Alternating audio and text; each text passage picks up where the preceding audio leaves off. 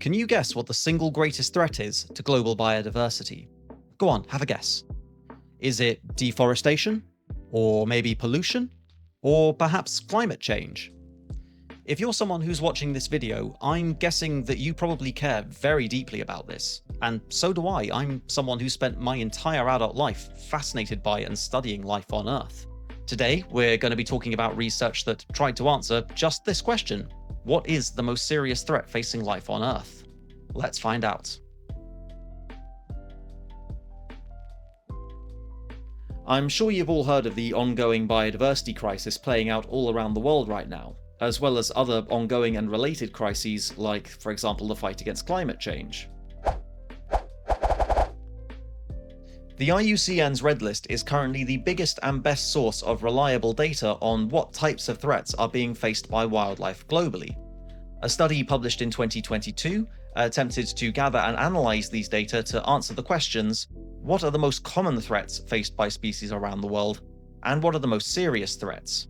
The point of this being to work out where to prioritize our efforts in trying to fix the problems. At time of recording, around 47,000 species are listed as under threat of extinction by the IUCN. The IPBES, an organization within the UN, estimates that that number might be much higher, potentially as many as 1 million species currently facing threat of extinction. Now, I've already talked about this in a bit more detail in a previous video, but let's quickly recap it here anyway. A species is considered under risk of extinction if its population is either small or shrinking, or if its habitat is either small or fragmented. These factors then combine to influence the viability of the population, potentially setting it on the course to terminal decline, and finally extinction. Therefore, anything that actively damages or destroys habitats, or that actively removes individuals from a population faster than they can be replaced, will contribute towards a higher threat. Research normally classifies threats into one of 5 broad major categories.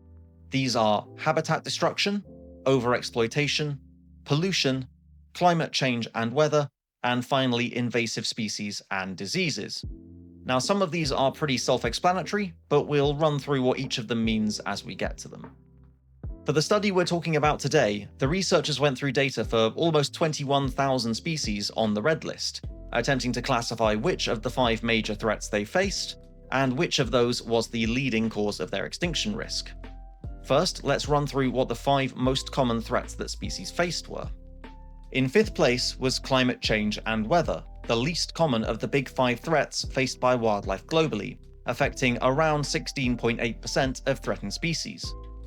Threats in this category can include things like frequent or prolonged drought, desertification, flooding, and things like extreme temperatures. Now, this might be quite surprising to a lot of you watching, as climate change and extreme weather events have been quite a prominent feature of social and political discourse recently, and certainly have been for my whole life. Yeah, that's still pretty depressing to look at. Anyway, of course, we know that climate change will have many and varied negative impacts if it's allowed to progress unhindered. But apparently, this is the least of the big 5 threats currently faced by wild flora and fauna. It's not that climate change isn't an existential threat that could finish us all in the end, it's just that there are other, more immediate threats to biodiversity. After climate change, pollution was the next most common threat, faced by around 18.2% of threatened species.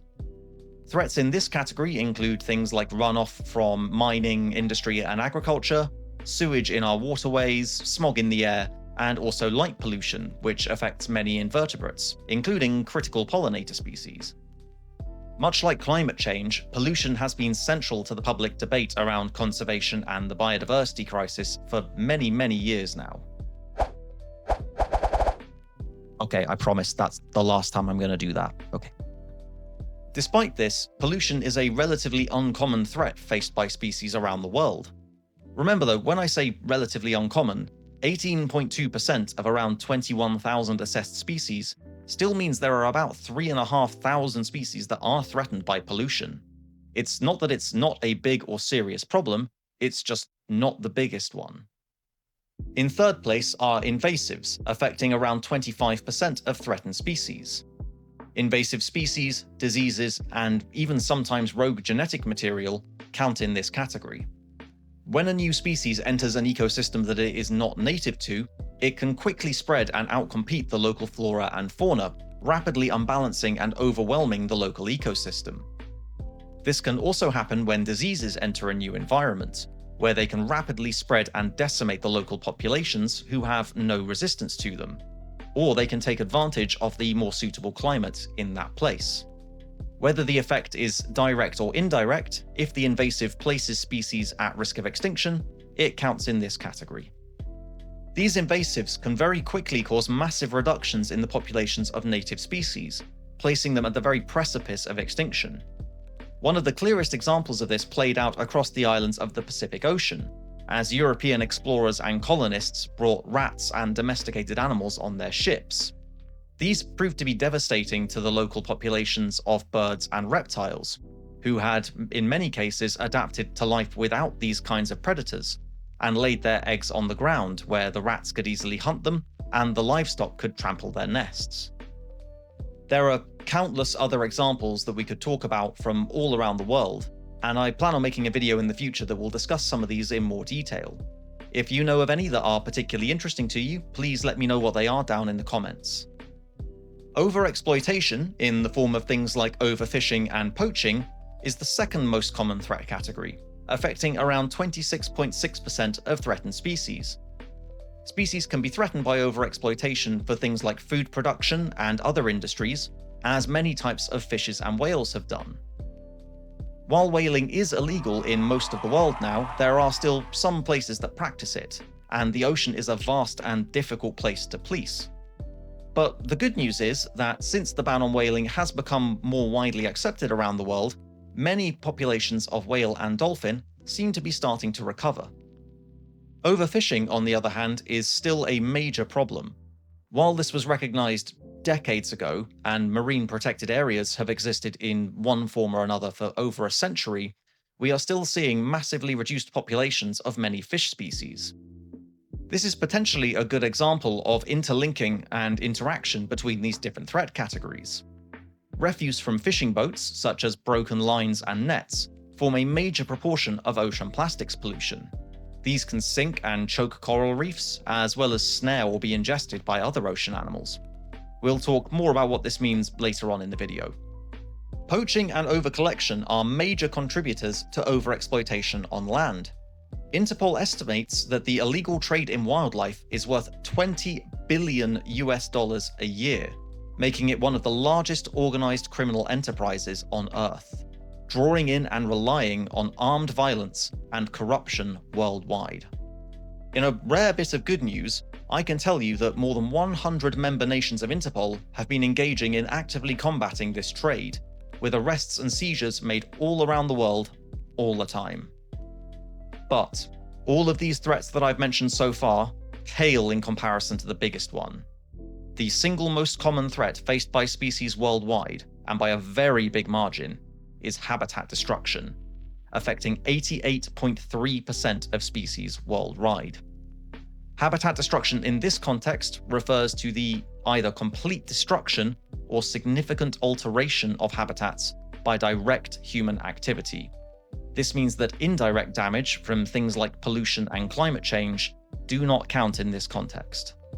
Habitat destruction makes its impact by reducing the overall area available for a species to live in, restricting their overall range, and reducing the amount of resources they have available to them to survive. This will, in turn, act to reduce the size of their population as the remaining individuals compete over those scarcer resources. This can still happen even if the habitat survives, as it can become fragmented, that is, split up into lots of smaller, isolated pieces. This makes it much more difficult for the different new subpopulations to reproduce and intermingle with each other, as well as leaving each one with that same pool of smaller resources to survive. When human activity encroaches on or reduces wild habitats, it can also lead to conflicts with wildlife. For example, when bears come into town scavenging for food. No. Habitat destruction can happen in many ways. Perhaps one of the better known ones is deforestation, which happens, of course, for harvesting lumber, but also for turning land over for use in agriculture and urbanization. The IPBES report from 2019 shows that this so-called land use change is the single biggest contributor to habitat loss worldwide. This is a really tricky problem to solve. Our own enormous and growing human population needs food to sustain itself, and with food security already at risk in much of the world, cutting back on agricultural production could be a seriously risky proposition from a humanitarian standpoint. This is particularly exacerbated by climate change and extreme weather, which has made growing conditions really difficult to work with around the world in the last few years. My own country, the UK, for example, had one of its wettest springs ever last year in 2024. And for the UK, that really is saying something. If you've made it this far into this really depressing video, then thank you so much. It means more than I can say that you're taking this time and effort to engage with me and my content, particularly when it's on a video about such a bleak subject. And if you have watched this far, you might have noticed something. The percentages of species that are affected by each type of threat add up to more than 100%. This actually has quite a simple explanation. Some species face more than one threat at once. This could lead us to ask some quite interesting questions.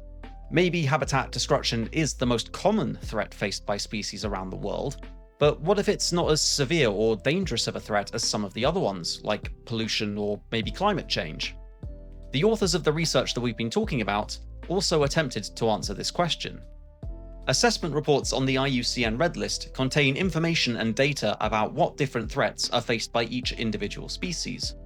The researchers went through over 2,000 of these reports and pulled out information on what the most serious threat faced by each of those over 2,000 species was. They identified a very similar pattern to the overall frequencies of threat. Climate change and weather was the dominant threat in just under 2% of cases, while habitat destruction was the dominant threat in just over 71% of cases. Pollution at just under 5%, invasive species at about 6.5%, and overexploitation at around 7.5% round out the rest, with a small remainder that couldn't have one single dominant threat identified. The message is clear then. Habitat destruction is by far the most common and most serious threat faced by wildlife around the world. The conclusions of both this research that we've been talking about and other related works like IPBES reports from the last few years agree that changing the way that we use land is the single biggest step that we can take to protect global biodiversity.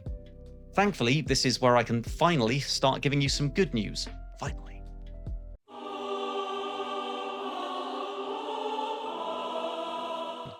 Time for the good news. Thank God for that. Now, we've already mentioned that whale populations are starting to recover, and also that over 100 countries are coordinating via Interpol to combat the illegal wildlife trade. But thankfully, there is still a bit more good stuff that I can share.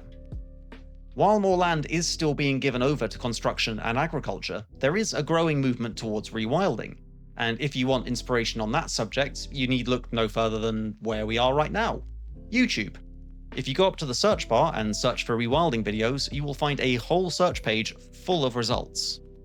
Some of the results people have already managed at small scales are really very impressive and should really give us all hope for the kind of world that we might be able to make for ourselves. There's also a growing movement towards tree planting around the world, including some huge projects that are aiming to plant tens of millions of trees. Again, a quick search right here on YouTube will give you literally dozens of examples. I particularly recommend this video by Simon Clark for a very well-researched and nuanced take on it. But again, despite all this effort, we are still cutting down more trees each year globally than we are planting.